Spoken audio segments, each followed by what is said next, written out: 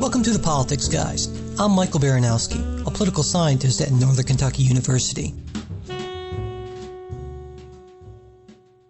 Welcome to the Politics Guys, the show where we go deeper into the week's political stories and offer a range of ideological voices not found anywhere else. I'm Trey Orndorff, and on the Politics this week, I am joined by Jay. Welcome, Jay. It's good to have our first podcast together. Yeah, this is going to be fun, and what a week to have our first podcast together. We should mention Mike is on a well-deserved vacation, and also we are recording this on Saturday afternoon as opposed to we usually do it Sunday morning.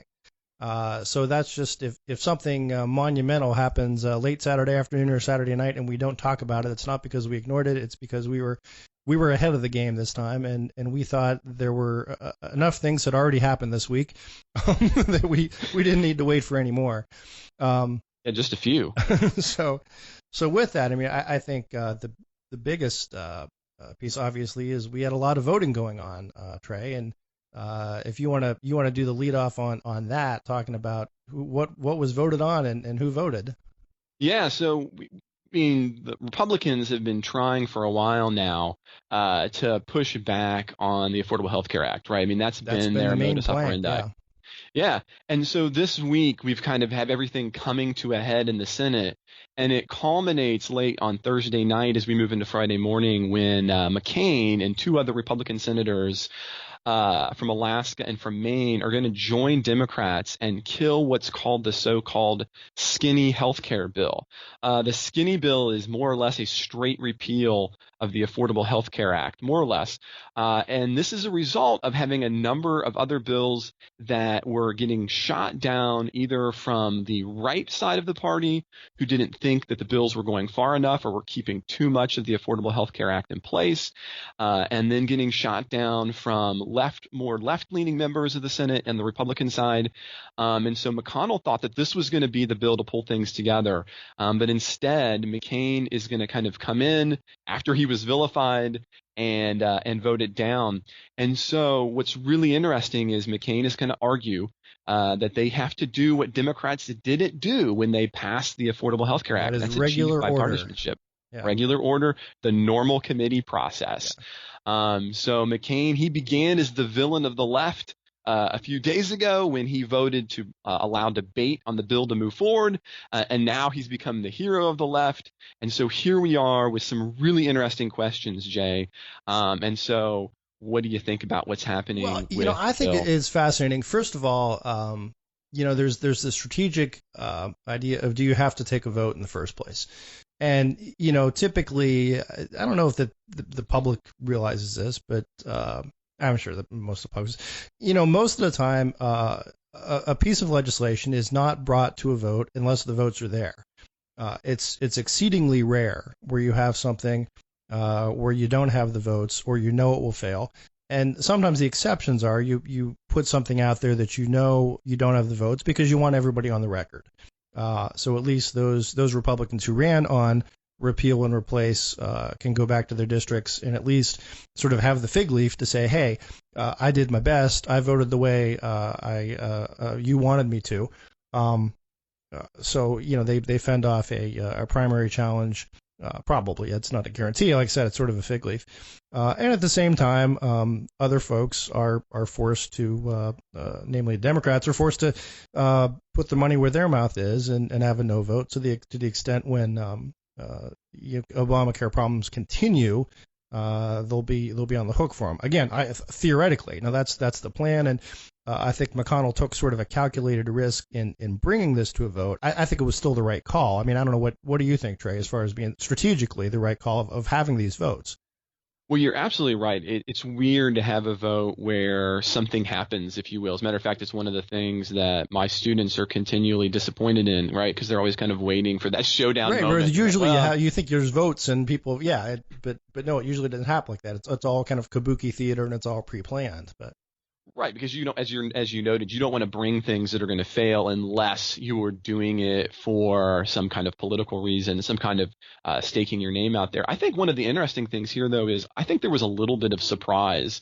I don't think everyone thought that McCain was going to come and shoot this down, especially given the responses from the right. I don't know about you, Jay, but I think that this was a little bit more of a surprise. I mean, I know they would have taken this vote even if, they knew it couldn't pass because they need to take this back and put everybody's name on the record.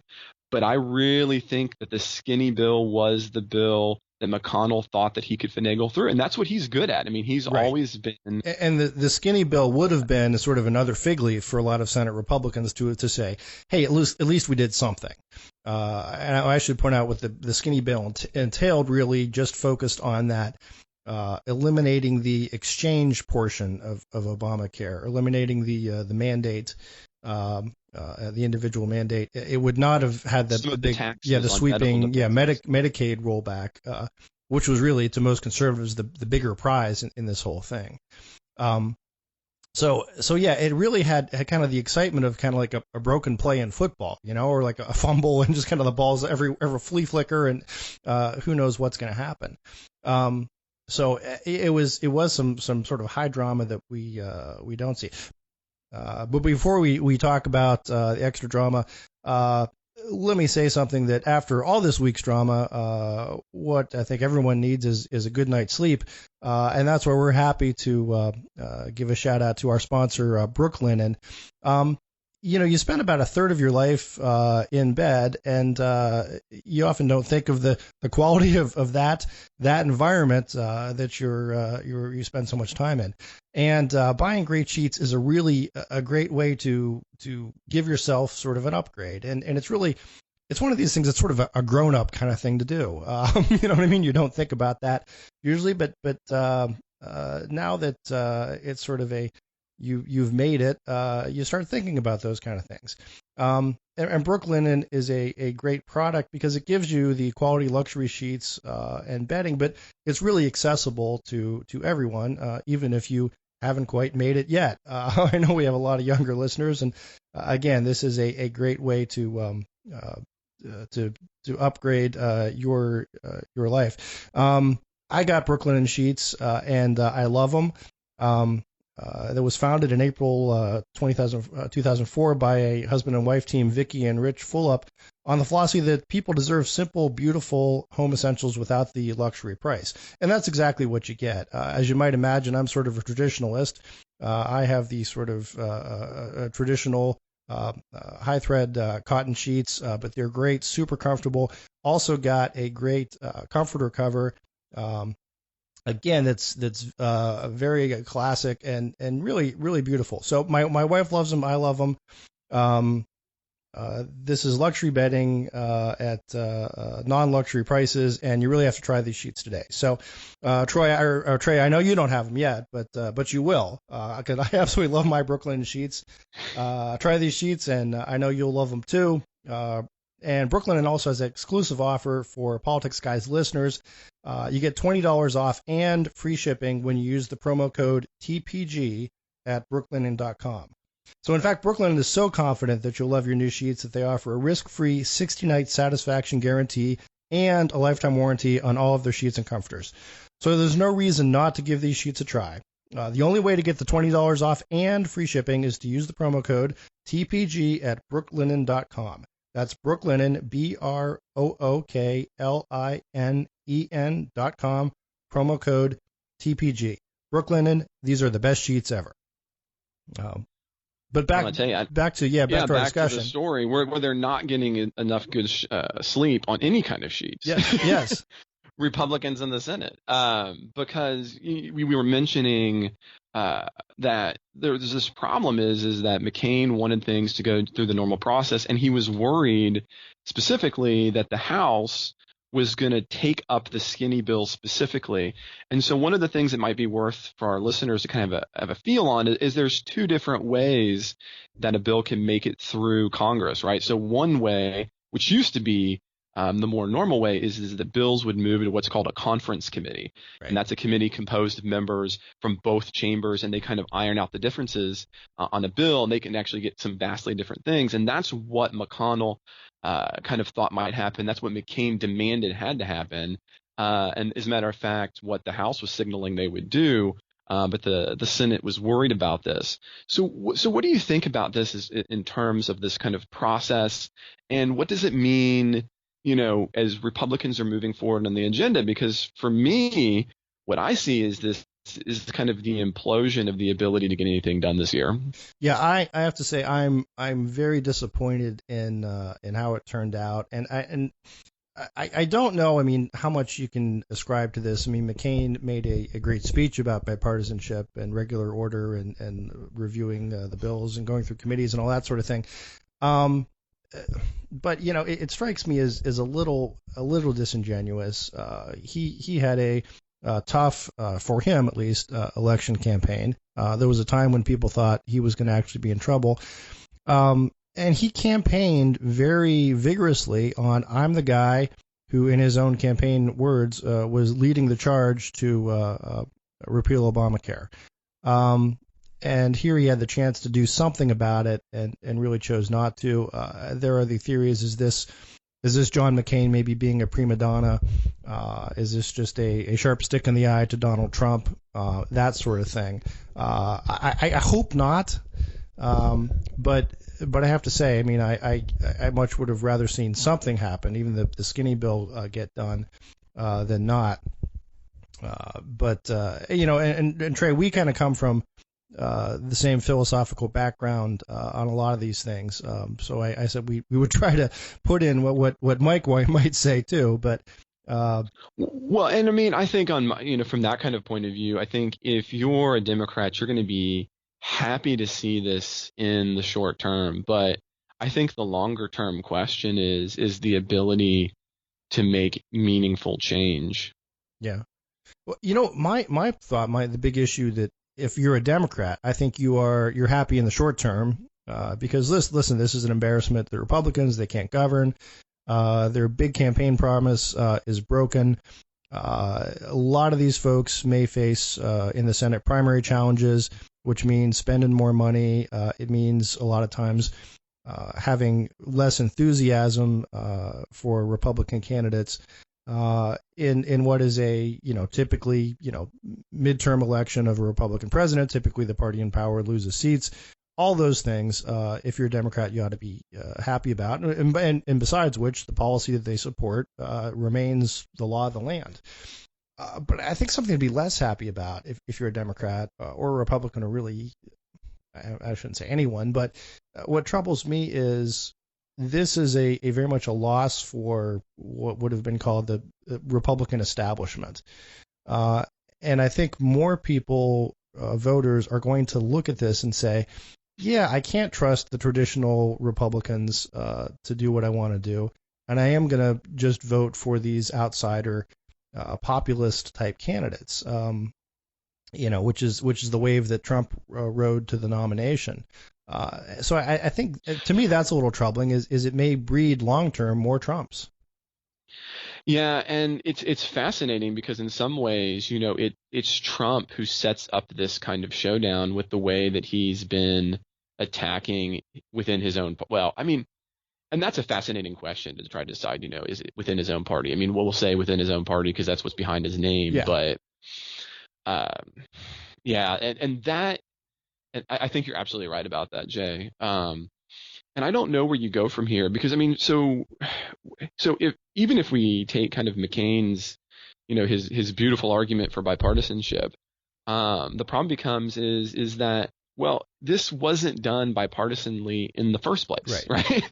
So if that's this new standard that you're going to have to always reach across the aisle to get votes, well, what has been done in, under the last two presidents that you could truly call bipartisan? I'm not sure. Well, I mean, I could McCain Feingold, I would say, would be one. But I've got my own issues with that, as have the courts. That springs to mind as the biggest. Well, I would say maybe the stimulus, the tariff, or the TARP funding was bipartisan. Again, spurred on by that time. It was an immediate sort of crisis situation. Were probably the biggest pieces of legislation that come to mind. But The way I look at this in just sort of a game theory standpoint, though, I don't see any advantage or reason why the Democrats would want to do something bipartisan, with the exception of, the Obamacare starts collapsing to the extent that they feel they really have to. And regardless, I don't think that's going to happen before the midterm elections. In all honesty, I'm going to take a slightly even more left position on that. I don't think it's going to happen. The collapse hope, I think, is a fantasy. Okay, interesting. Yeah, I sort of chided Mike on that a couple weeks ago. On that, Trump made the statement of, "Well, just let it collapse," and there was wailing and moaning of what about all the people? And I said, well, geez, on the one hand, people say it's not going to collapse, and maybe it won't. And I think what might keep it from collapsing would be sort of let's call it maintenance sort of stuff of more subsidies and so forth to keep stabilize the markets until there's a permanent solution that's found or not. I mean, again, and we can we can move from here, but I'll say that oftentimes even policy that is not perfect oftentimes does not devolve into the kind of immediate crisis collapse that I think the rhetoric from the right and the Trump administration is hoping for to spur changes. There's sort of a muddling through that happens. Yeah, and that's most policy. I mean, it's clear now. The other interesting thing here is the Senate's moving on to other matters, and I can see already what we're going to be talking about in future weeks, because they're going to be headed to the annual defense policy bill. But already we're seeing some libertarian-leaning senators like Rand Paul suggesting that they don't want to take this up yet. Yeah. And so the story of the Senate is definitely not over, as we move forward. But I do want to kind of shift gears a little bit, Jay, and talk a little bit about Anthony Scaramucci, the interview, and some of the really fascinating things that are happening in the Trump White House. So in an interview published late Thursday afternoon, Anthony Scaramucci had a profanity-filled set of quotes on the chief of staff and on Steve Bannon. And basically, he wanted a New Yorker's reporters, Ryan Liza's sources on a kind of a trivial leak. But that didn't stop Scaramucci from unleashing on Ryan in the interview. He's going to go on to say, quote, "I'm not Steve Bannon. I'm not trying to suck my own cock. I'm not trying to build my own brand off the fucking strength of the president. I'm here to serve the country." He would then go on to say that he was going to push Priebus out, the current chief of staff. And as a matter of fact, we were kind of prepping for that for the show when later more happens. In the aftermath, Scaramucci is actually going to tweet that he sometimes uses colorful language. I'll say so. As a matter of fact, we probably should have a little disclaimer there. Don't listen. Right, this is typically a family show, and yeah, exactly. I didn't know how else we're gonna cover this, but he would reflect in a second tweet, and this is really interesting, and I'm curious what you think about this, Jay, that he, quote, made a mistake in trusting a reporter, end quote, and quote, "it won't happen again." And that really seems, that's the new operating procedure of the White House, right? Anything happens and it's a news problems. But the story still wasn't over, because then on Friday, Twitter just keeps bringing it. And we find out while President Donald Trump is sitting on the tarmac on board Air Force One that he is ousting Priebus as the chief of staff. Yep. And bringing in the general. And so what's fascinating about this is that Priebus had actually tendered his resignation on Thursday, the same time Scaramucci was vowing to force him out. And the New York Times, I think very rightfully, said that this is some pretty big instability. Matt Drudge is going to headline the moment as Priebus out, general in. So Jay, what do you think about this? I think this is some crazy amounts of instability. But what does this say about the White House? What does this say about kind of from your conservative point of view? Because I know that you've been, I don't want to say an out defender, but you've been sympathetic to the White House. So what do you think about I've been sympathetic. I've been sympathetic to Trump, or I should say, to some extent on policy things. Like if he does the right thing, or if the right policy is being advanced, I'm all for that. I have always had issues with Trump, the the personality, and Trump the person. And this is really what we're seeing.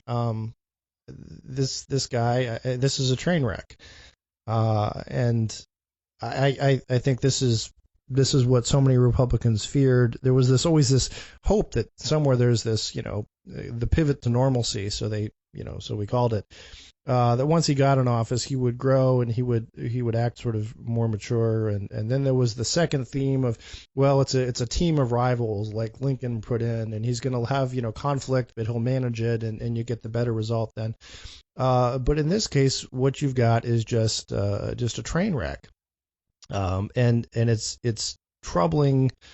I don't know. Was Reince Priebus the right person to be chief of staff? Probably not. And I say that because of just his background, his relative youth. But he was supposed to be almost the establishment anchor. He was the anchor, right? Yeah. He was the one who was supposed to give some calm to your more traditional Republicans who say, okay, it's not just Trump and Bannon and these outsiders. Here's someone who is familiar with Washington, if not running the White House, because again, I'd say running a being the chairman of a party is something completely different than the management part that goes into being a chief of staff. And with Scaramucci's arrival, I think that has been thrown out the window. It is now an all-Trump operation. Yeah, and I mean, what's fascinating about this, and this is one where I will call it out. I have not been, even during the primaries, I was in no way sympathetic or hoped or thought that Trump could make that pivot to normalcy, as you talk about. And I think part of the reason for that is recognizing, and I think we see it happening kind of again and again, the way these things come out. There is no sense of deliberation on anyone's part in the White House, right? I mean, it is stream of consciousness. It is kind of this 128 characters at a time. I can be sympathetic. As a matter of fact, I'm really surprised that Priebus is even still saying that he's on Team Trump. I mean, I wouldn't have said I'm not, but I might have said something like, well, my time at the White House was really phenomenal. I was happy to be there. Good luck. Right. I think he's being a good soldier, and that's the appropriate response under the circumstances. But I would question. I'm sure it's whether how sincere that response is, or if he's just saying the right thing.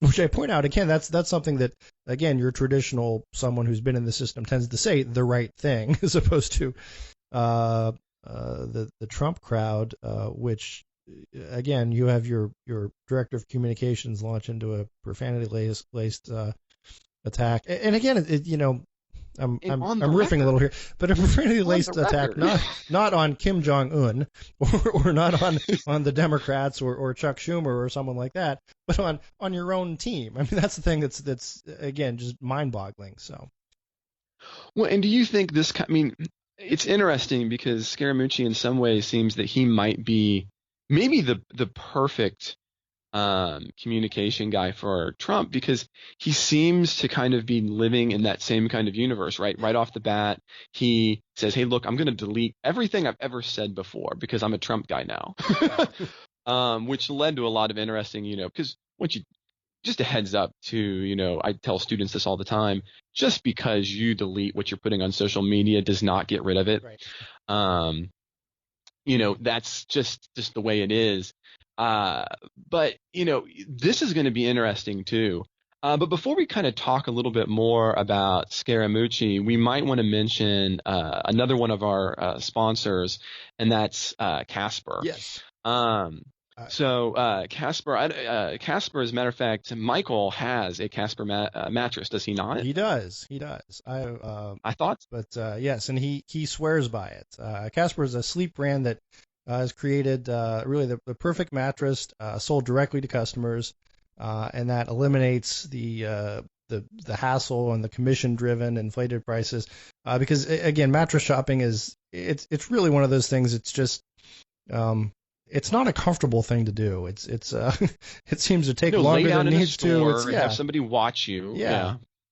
But they deliver an award-winning sleep service developed in-house. It has a sleek design, delivered in a small, how did they do that, size box, in addition to the mattress.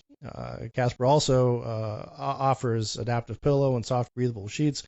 The mattress industry has forced consumers into paying really high markups. And Casper's revolutionizing the way the industry does business by cutting the cost of dealing with resellers and showrooms, passing that savings directly to the consumer. And again, as Mike will tell you, Casper is an obsessively engineered mattress at a shockingly fair price. Combines supportive memory foam to create an award-winning sleep surface with just the right sink and just the right bounce. They have over 20,000 reviews and an average of 4.8 stars, and that's not easy to do in this sort of social media world. It's quickly becoming the internet's favorite mattress. That's based on Casper, Amazon, and Google reviews. It's free shipping and returns to anywhere in the U.S. and Canada. And better yet, Casper has 100 nights risk-free in your own home trial. If you don't love it, they'll pick it up and refund you everything. It's designed, developed, and assembled in the USA. So go to Casper.com, politics guys. Again, Casper.com with the code politics guys, and you can get $50 off towards your mattress purchase, which is a great deal on what is already a wonderfully priced product. So again, Casper.com, politics guys. Okay, so Anthony Scaramucci. We really should just call him like Tony the Mooch Scaramucci. I mean, that's so much, because when in American history, how often do you get to have this? I mean, in the White House Communications Director Tony the Mooch Scaramucci. That is completely true. We need to start that. That needs to be the new hashtag. Yeah. Oh my goodness, that's the best thing that has ever come from this show yet. No, I'm just teasing. But it's interesting. We kind of left off talking about he's deleting all of his tweets. He's kind of trying to restart. And like Trump, he seems like he has his own big set of baggage. I mean, already it looks like he and his wife have filed for divorce. And usually those are things that you would have looked into if you had done a vetting. So it's fascinating that here he is. So what do you think about him? Obviously, I think we have a little bit of an idea, Jay, but what do you think about him, and what do you think this signals for communication with the White House? Well, I think it will be very much the authentic, unfiltered Trump message. What's going to be interesting now is what's going to happen between Scaramucci and incoming White House Chief of Staff, General John Kelly. The idea, when Scaramucci came on, this is what, of course, fell into Priebus's resignation / firing, whatever you want to call it, was Scaramucci was going to report directly to the president rather than to the chief of staff, which is a really a novel sort of thing and rightfully troubling if you're the chief of staff. It's unclear how John Kelly's going to handle that, because I don't want to say that Reince Priebus is less tough than John Kelly, but he is. I mean, Kelly is a Marine general. Yeah, but that's an interesting question. I mean, why do you think, John Kelly, why do you think he wants this job? I mean, again, you can be a good soldier, but there's no reason to take it. I mean, you can politely decline behind the scenes. Do you really think that he can come in? And do you think he really thinks he can come in and do anything? Because as for me, if I'm thinking strategically about myself, the last place that I'd want to put me is in the middle of the Trump White House. I mean, it seems like a career-ending move. Well, yes and no. Let's put it this way. I would say in the short term, again, Reince Priebus, it would appear that his stock has fallen. In the longer term, I think it may have risen. So, I mean, and maybe Kelly's making that same calculation of, listen, I believe I can do this. And if he fails and it either resigns or is fired, no one's going to look at him and say, man, everything was going great till John Kelly screwed it up. They'll look at it as like, look, not even Kelly could fix this. And I think because I don't think there's some illusion that, that the problems that were happening at the White House, the the general discombobulation, the chaos, and all, and the infighting and all that kind of stuff, that was somehow Priebus's fault. You can say, look, maybe he wasn't tough enough to deal with it. Maybe no one is, and that's, I think, what we'll find out. No, and I agree. I mean, I don't think that it's Priebus's fault in that sense, but if you're Kelly, I mean, one of the things I love to do is I like playing old war board games. Mm-hmm. And so, when you do that, one of the things you're always thinking about is odds, and you got to know when to roll it. And so for me, when I look at this, I'm thinking, why are you taking this 1-7 chance? Yeah. Maybe that's too good. That's the thing that kind of gives me pause about him, about what's happening here. But maybe you're right. So maybe the only thing that can happen is he hits it and it looks amazing. Worst case scenario, he just says, look, everything was already in disarray. Yeah. Well, and I don't want to discount, again, someone who served, nearly 50 years in the military. I don't want to discount just patriotism. I mean, I think he could really look at this and say, my country needs me here, because regardless of what you think of Trump and policy, and I would assume Kelly supports him in most policy matters, there is a sense that, again, the White House, the institution of the presidency, is sort of going off the rails. And I can see that there would be sort of a patriotic call to duty of, look, maybe I'm one of the few guys who can fix this. And there's a patriotic urge to, even if you fail, well, at least you can say, I gave it my best. So Kelly is widely respected, and I think he will get the attention of the folks on Capitol Hill, the folks in the bureaucracy. The big question is, is Trump manageable? And that I think we'll just have to find out. So. Because he's clearly not a manager. Well, exactly. And just the idea of, it's not a matter of the White House staff lacks discipline, and you can maybe make some arguments that, yes, there should have been more discipline there, but it's that the president himself lacks discipline. And we didn't schedule this as one of our topics to talk about, but just as an example, the idea of we're going to ban transgendered soldiers in the military, which is a policy announced by tweet one morning, without consultation with the media or anyone, and regardless of what you think about the merits of that policy. Order. Yeah, it's just I can't imagine the Joint Chiefs of Staff's Joint Chiefs kind of wake up and sort of see this over their morning coffee. Well, I mean, and we saw their response a little bit, because the official response is, this isn't policy. We're not going to make it policy until it goes through the proper channel. Right. This isn't how you do it. You don't just issue an order by tweet. So with that, I mean, it really, raises the question. I mean, what can anyone do with that other than just taking his phone away? So well, that's an interesting point, Jay, because I think one of the things that and maybe we different opinions. I get the feeling, and again, I'm not a Trump supporter, so maybe I'm being too hard on him. I get the feeling that Trump kind of thought if you put something on social media, that's the same thing as sending an order.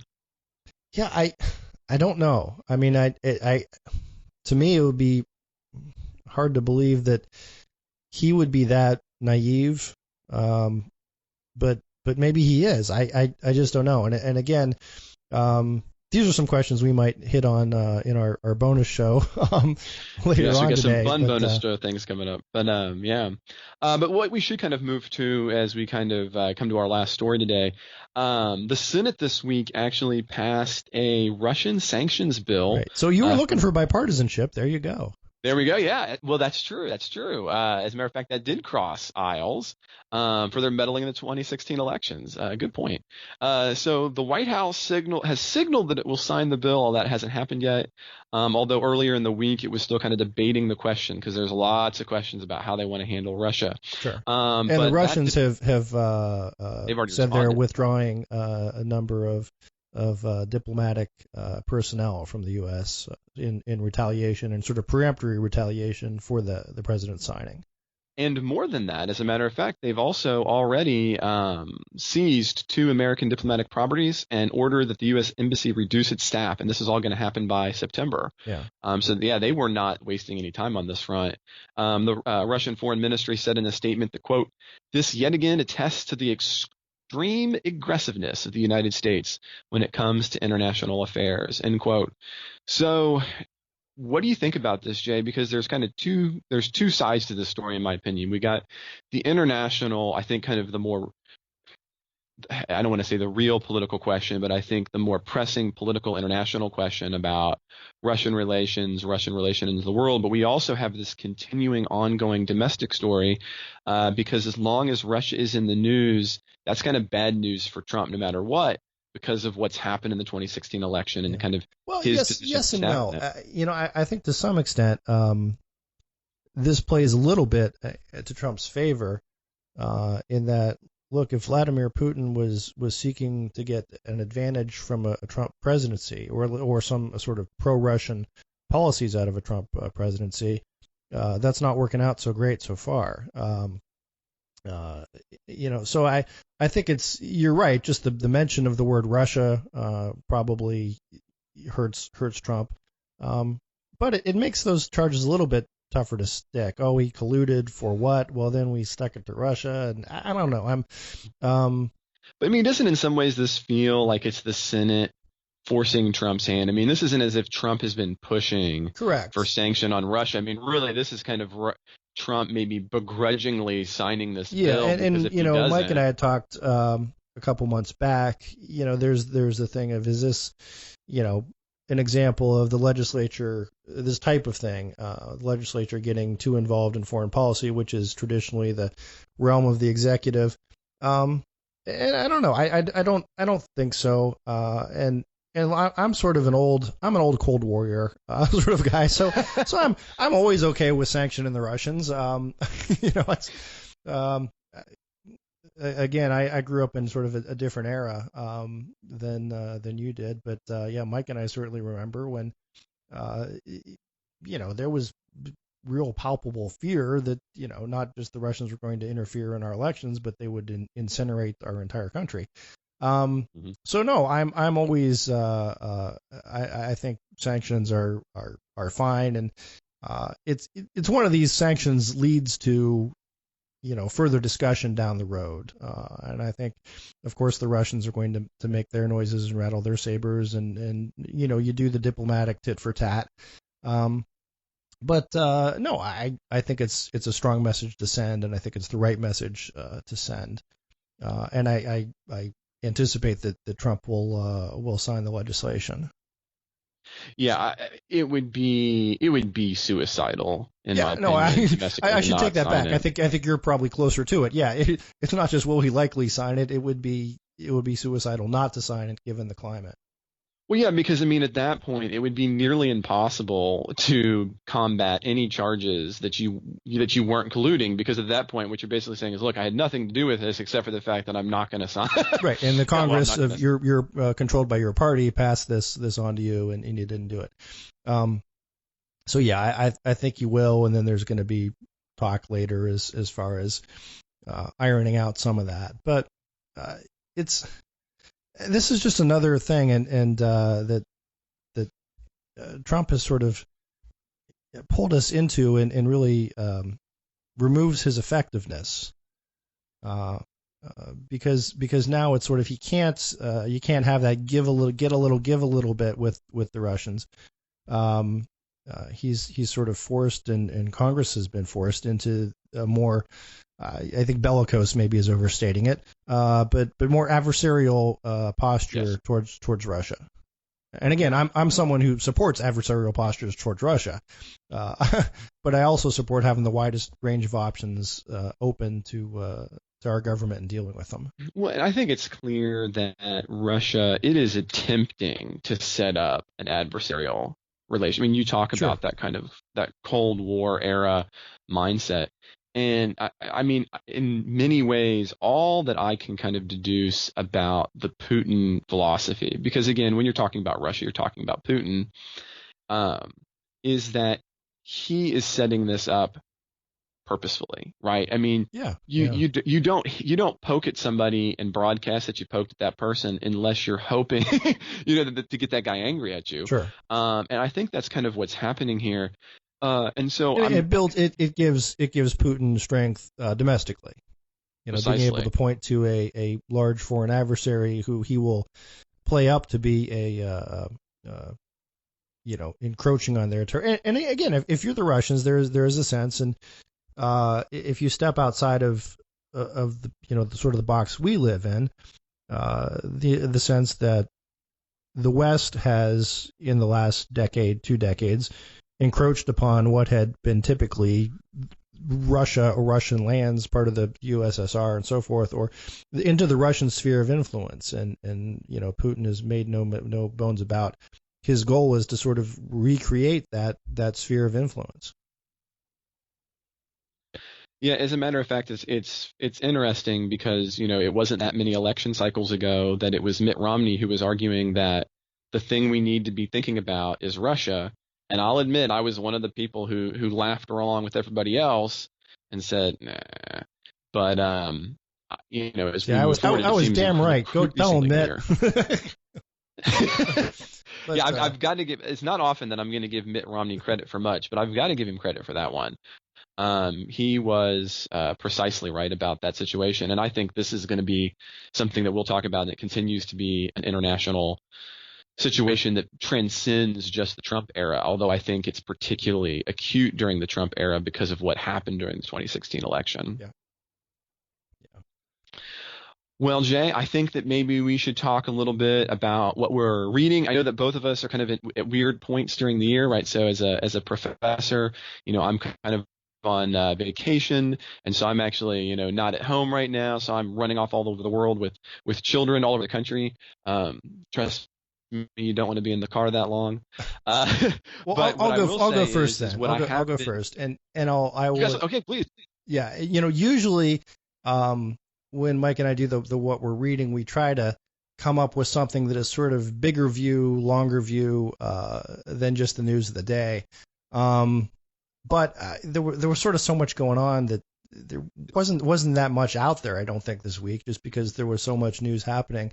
So I'm going to point to a Kimberly Strassel piece in the Wall Street Journal on Thursday, which, if you're into spy stories, if you're into the Russian intrigue, it's really a must read and just interesting. I think there were people on the left who will sort of dismiss it as overly conspiratorial. But I would say no more conspiratorial than the idea that Trump colluded. And her thesis, what she talks about is the curious case of the gentleman who created the Trump dossier and who paid him, and points that does this relate to the behind closed doors testimony now of Paul Manafort. And some of the other Trump campaign folks. There were going to be hearings on this, but she again writes that there was concern that if this guy who created the dossier were called, it's called a Fusion is the name of the company, and there was a question of who are they hired by. If they were hired by the DNC, well, that could be embarrassing, and therefore let's not have the full hearings. And it also points to maybe what are Putin's motivations, and this is what I've always believed, less to elect Trump and more just to throw some chaos into the West. To the extent that he sought to just create chaos, he's certainly done it. She points out that some of the claims that were made against Hillary Clinton were in fact and have been shown to be Russian plants. I mean, it wasn't actually true, but that prompted Comey's further investigation, and again, just a general degrading of our faith in our democratic institutions. So you can believe it or not, but it's interesting reading, and we'll have that up on the website and Facebook later on. Yeah. Thank you, Jay. For me, what I was going to say was I'm going to actually point to another game that I have been replaying. It's called This War of Mine. I don't know if do you play games, Jay? Well, I used to back in the day. Back in the day when it was okay. So this one like is strategy actually, game, right? You're talking, yeah. Yes, my father and I loved playing strategy board games from Avalon Hill. He has all the ones you can imagine. But now this one that I'm going to kind of recommend that I've been doing, it's available for every platform. That includes your phone, because I know everybody's got that. It's called This War of Mine, and what's really fascinating about this is that it never plays through the same way. Okay. And it actually is from the point of view of a civilian in a war zone. I think for most of our listeners who are going to take this on, that you're probably going to be thinking, Syria. But it's neutral in that sense. There's no particular location. It's left unsaid. But it's really fascinating because I think a lot of times when we kind of think and see through these stories, we're always doing it from the point of view of the military. We're always doing it from the point of view of the major actors. And so this takes place from the point of view of civilians and what it takes to kind of live on a day-to-day level. I highly recommend it. It's a very fascinating take. It will take you some time, but I think it's worth playing. It's worth kind of viewing from a different angle conflict. And, kind of finishing today on Russia, I think it's a worthy, I'm going to call it a reading playthrough. Oh, okay. That's interesting. That's the first time we've had a game as a audio reading. But no, that's interesting. So anyway, well, thank you for listening to us one more week. We like to thank all our regular listeners, all the folks who support us on PayPal and Patreon, and we especially want to thank our sponsors this week, Brooklinen, where you can get $20 off and free shipping if you use the promo code Brooklinen TPG at brooklinen.com, and our other sponsor, Casper. If you go to casper.com, politics guys. Again, you can get $50 off your order there. And again, in light of this week's events, I think those are two fantastic sponsors for everyone who needs to get a little bit of rest after this week. Politics Guys will be back next week with our usual lineup. We hope you have a great week.